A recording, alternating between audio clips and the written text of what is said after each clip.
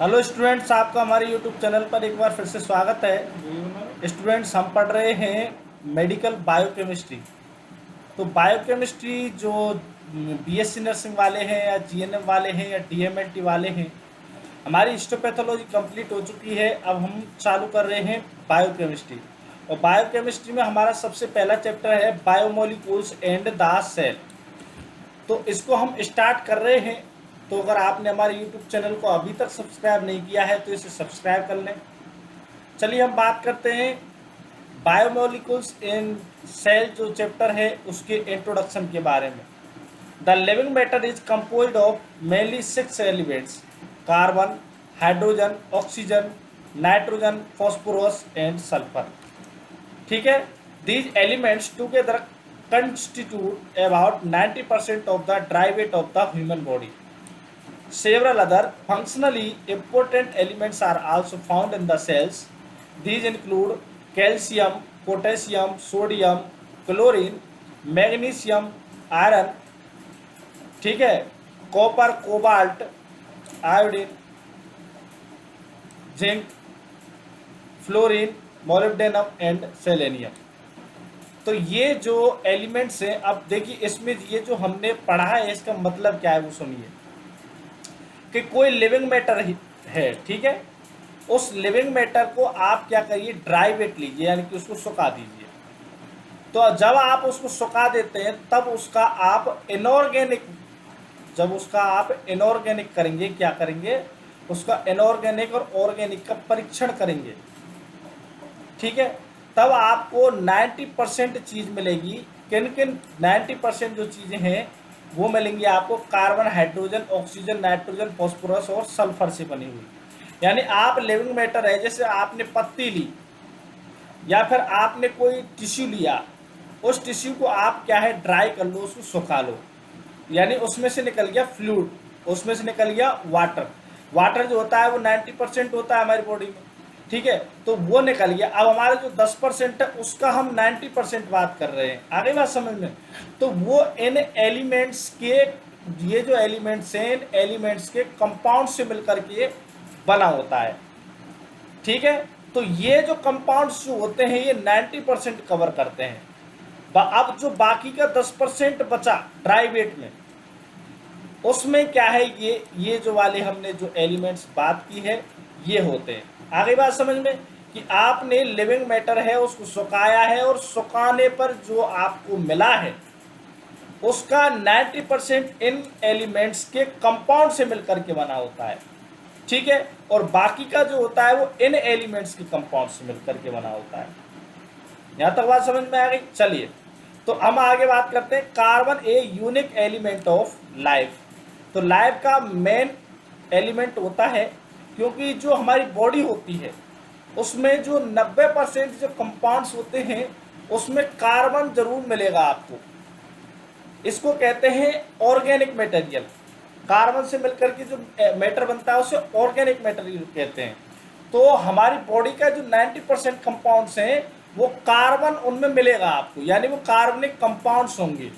ऐसा नहीं है उनमें और एलिमेंट्स नहीं हो सकते, उनमें हाइड्रोजन भी हो सकता है, ऑक्सीजन भी हो सकता है, नाइट्रोजन भी हो सकता है, ठीक है, फास्फोरस, सल्फर, तो ये आपस में उससे जुड़े होते हैं, लेकिन कार्बन उसमें मीडिएटर आपको मिलेगा ही मिलेगा। तो ये इस वजह से ये यूनिक एलिमेंट हो जाता है लाइफ के लिए। तो carbon is the most predominant and versatile element of life. It possesses a unique property to form infinite number of compound। तो इसकी ये प्रॉपर्टी होती है जिसे हम यूनिक प्रॉपर्टी कहते हैं। कार्बन जो है एक से अधिक बहुत कंपाउंड बना सकता है, यानी इन्फिनाइट कंपाउंड्स बना सकता है। This is attributed to the ability of carbon to form stable covalent bond. ये आपस में कार्बन कार्बन बॉन्ड बना लेते हैं। And carbon carbon chains for unlimited length. Carbon carbon की तो अनलिमिटेड चेन बना सकते हैं। ये ऑर्गेनिक है। अगर आपने ऑर्गेनिक को पढ़ा है तो इसको ज़्यादा हमारे लिए टिपिकल नहीं है आपको समझने के लिए। तो it estimates about 90% of compounds found in living system invariably contain carbon. ठीक है, वही बात हो गई है। अब हम आगे बात करते हैं केमिकल मॉलिक्यूल्स ऑफ लाइफ क्या होते हैं। Life is composed of lifeless chemical molecules, a single cell of bacteria Escherichia coli contains about 6000 different organic compounds. यानी अगर आप लिविंग में बात करते हैं तो उसमें केमिकल मॉलिक्यूल्स कितने होते हैं ये आप गिन नहीं सकते। जैसे अगर आप केवल एक बैक्टीरिया की बात कर लेते हैं, जैसे एस्चेरिचिया कोलाई है, तो इसमें ही 6000 से अधिक ऑर्गेनिक कंपाउंड्स होते हैं केवल और केवल एस्चेरिचिया कोलाई में, जिसको हम माइक्रोस्कोप से देखते हैं। ये बैक्टीरिया है। It is believe that man may contain about 100,000 यानी 1,00,000 डिफरेंट टाइप जो है मॉलिक्यूल्स ह्यूमन की बॉडी में हो सकते हैं, ये माना जाता है।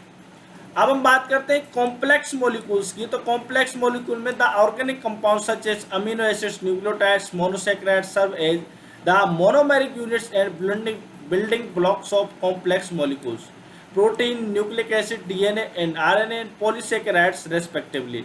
तो अगर हम मेन कंपोनेंट हमारी बात करते हैं सेल की, जब हम बात करते हैं तो उसमें आपको क्या है, प्रोटीन की बात करते हैं, हम कार्बोहाइड्रेट की बात करते हैं, फैट्स की बात करते हैं, ठीक है, न्यूक्लिक एसिड्स की बात करते हैं। तो वो भी किसी चीज़ से मिल करके बने थे। तो वो कौन कौन सी चीज़ों से मिल करके बनते हैं, जैसे एमिनो एसिड से प्रोटीन मिल करके बना होते हैं, न्यूक्लियोटाइड्स और ये जो होते हैं इनसे न्यूक्लिक एसिड बना होता है, और जो कार्बोहाइड्रेट्स होते हैं वो सैकेराइड से बना होते हैं। उनके जो मेन जो यूनिट होती है, जैसे मोनोमेरिक यूनिट कहते हैं, वो क्या होती है, मोनोसैकेराइड होती है। आगे बात समझ में। तो ये बात है, ये कह सकते हैं कि ये जो कंपाउंड्स होते हैं, मोनोमेरिक यूनिट्स जो होती हैं, वो बिल्डिंग ब्लॉक्स होती हैं कॉम्प्लेक्स बायोमोलिक्यूल्स की। बायोमोलिक्यूल्स यानी ऐसे मॉलिक्यूल्स जो कि, बायोमोलिक्यूल्स का मतलब ये हो गया है कि ऐसे मॉलिक्यूल्स जो कि लिविंग जो मैटर है, लिविंग सिस्टम है, उसमें मेन इंपॉर्टेंट रोल अदा कर रहे हैं। The important biomolecules macromolecules with these respective building block and major functions are given in table number 1.1. As regards lipids, it may be noted that they are not biopolymers in a strict sense, but majority of them contain fatty acids. तो हम 1.1 को देखते हैं तो protein जो हैं उनके जो बिल्डिंग ब्लॉक या रिपीटिंग यूनिट या मोनोमेरिक यूनिट होती है एमिनो एसिड्स, जो उनका काम क्या है, उनका काम है fundamental basis of structure and function of cell, static and dynamic function. अगर हम बात करते हैं डीऑक्सीराइबो न्यूक्लिक एसिड डीएनए की, तो उसमें डीऑक्सीराइबो न्यूक्लियोटाइड्स जो होते हैं वो बिल्डिंग ब्लॉक्स होते हैं और रिपोजिटरी ऑफ हेरिडिटरी इंफॉर्मेशन, यानी सूचनाओं को एक पीढ़ी से दूसरी पीढ़ी में। और आरएनए जो है उसका राइबो न्यूक्लियोटाइड्स होते हैं और ये प्रोटीन सिंथेसिस में काम आते हैं। पॉलीसैकेराइड्स यानी ग्लाइकोजन है, वो मोनोसैकेराइड्स उनकी वो यूनिट होती है जैसे ग्लूकोज है, और वो एनर्जी को स्टोर करने में शॉर्ट टर्म के लिए काम में आते हैं। लिपिड से अगर उनकी बात करते हैं तो उनकी मोनोमेरिक फैटी एसिड्स या ग्लिसरॉल होती हैं जो कि स्टोर करते हैं एनर्जी को लॉन्ग टर्म के लिए। फैट जो होता है वो स्ट्रक्चरल कंपोनेंट ऑफ मेम्ब्रेन, और ये मेम्ब्रेन जो होती है सेल मेम्ब्रेन उसके स्ट्रक्चरल कंपोनेंट होते हैं। Structural hierarchy of an organism बात करते हैं तो macromolecules, protein, lipids, nucleic acids and polysaccharide form supramolecular assemblies membranes which in turn organize into organelles, cells, tissue and organs, finally the whole organism। यानी जो macromolecules होते हैं वो मिल करके ही ऑर्गेनेल, सेल्स, टिश्यू, ऑर्गेन और फिर ऑर्गेनिज्म बनाते हैं। मैक्रोमोलिक्यूल कौन कौन, जैसे प्रोटीन है, लिपिड है, न्यूक्लिक एसिड्स हैं, पॉलीसैकेराइड्स हैं। आगे बात समझ में। तो ये हमने आपसे बात की है। अब हम बात करते हैं केमिकल कंपोजिशन ऑफ मैन। तो उसमें क्या है, केमिकल कंपोजिशन अगर बात करते हैं, अगर 65 किलो का आदमी है तो उसमें वाटर जो होता है वो क्या होता है, सॉल्वेंट ऑफ लाइफ होता है, और वो 60% बॉडी वेट का होता है। This is followed by protein mostly in muscles and lipids mostly in adipose tissue. तो मसल्स में प्रोटीन होती है और लिपिड्स होते हैं एडिपोज टिश्यू में।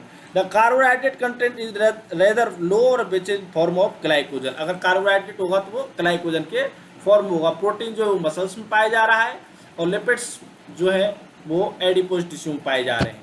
ठीक है, तो ये हमने बात कर ली है आपसे जो हमारा जो पहला चैप्टर है उसके इंट्रोडक्शन के बारे में और कुछ पॉइंट्स हैं उनके बारे में। अगले में हम बात करेंगे। अगर आपने हमारे यूट्यूब चैनल को अभी तक सब्सक्राइब नहीं किया है तो इसे सब्सक्राइब कर लें, वीडियो को लाइक करें, कमेंट करें, शेयर करें और इसको चैनल को सब्सक्राइब जरूर करें प्लीज़। ठीक है, हम आगे बात करेंगे सेल के बारे में अगले वीडियो में। धन्यवाद।